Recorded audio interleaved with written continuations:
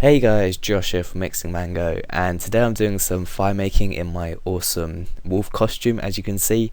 But what I wanted to talk about is RuneFest. So that went on today, and they actually live streamed it for the first time, and it was a really good event. I watched basically all of it. I think it's still going on, so I don't think there's anything special on at the moment, so I might tune in a bit later. I missed a tiny bit of the Q&A, and I think that was kind of one of the good ones as well. I talked a bit about the EOC and some other stuff, so I'll hopefully go rewatch that at some point when the stream finishes.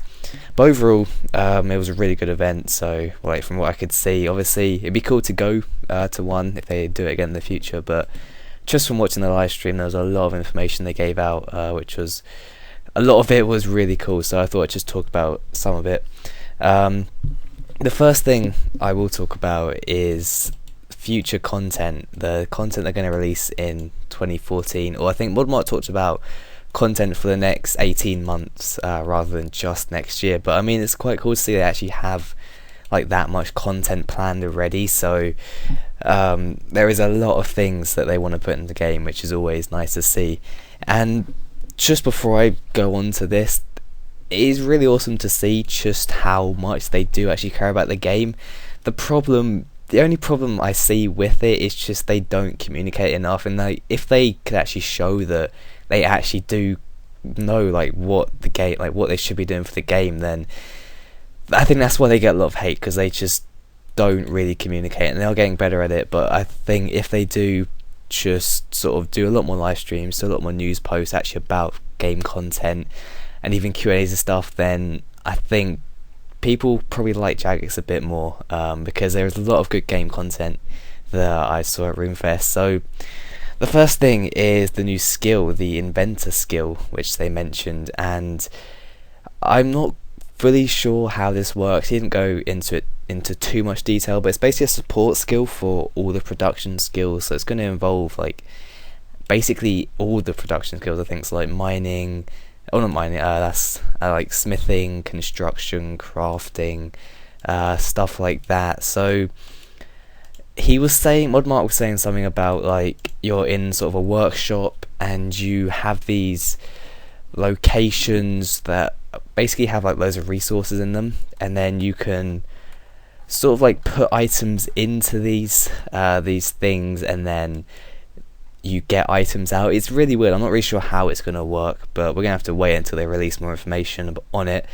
It looks like a fairly interesting concept. I think to go along with this, you can make new weapons. They showed a level 90, I think it's two-handed melee thing that had a combination of basically every weapon in it. It had piece of triangle, it had all the metals up to dragon.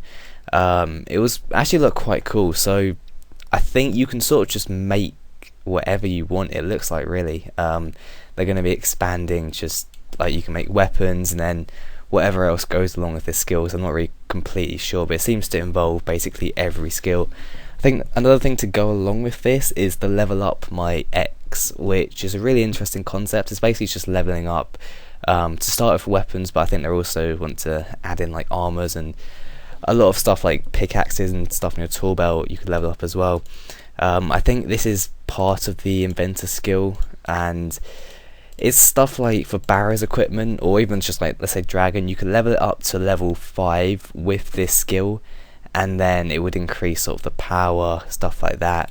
Stuff like barrows, or higher tier items would start at higher tiers already, then you could level it up even further, and you could combine different tiered weapons to make even higher tiered weapons, that kind of thing. So it looks really interesting, and I'm not sure when that's going to come out, but that's a really interesting concept, just to be able to level up your stuff, kind of make it your own gear.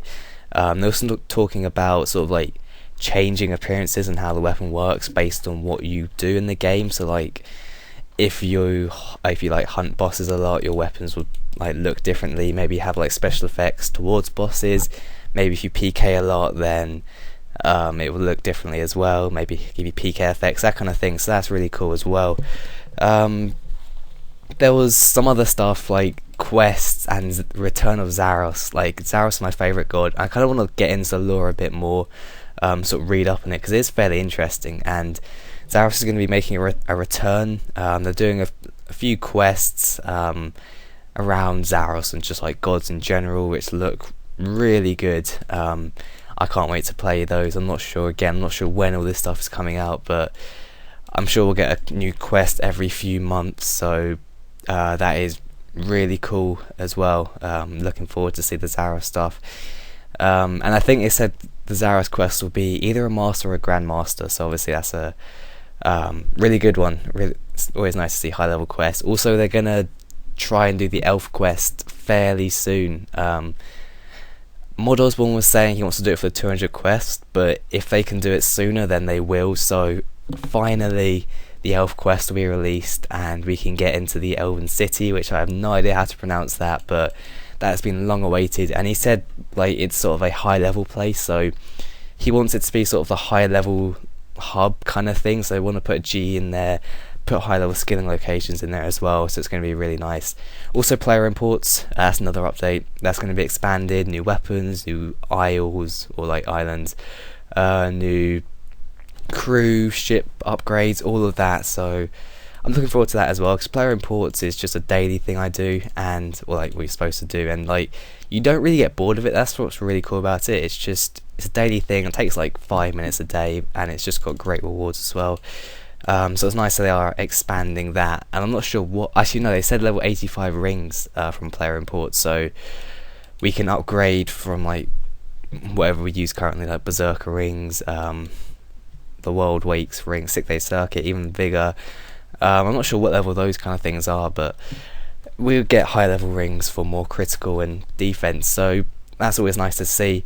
A few more things they mentioned. Firstly was skill reworks. So there is a rework to construction and summoning. They want to make construction more actual, like you construct stuff, because it's at the moment, I think they said it's more like carpentry or something like that. It's literally just like you build a ladder, remove it, build it again. You're not really constructing stuff or like interacting with the skills. So they want to make it more like you could like build houses for people and get construction XP for that kind of thing. So that's a really nice rework.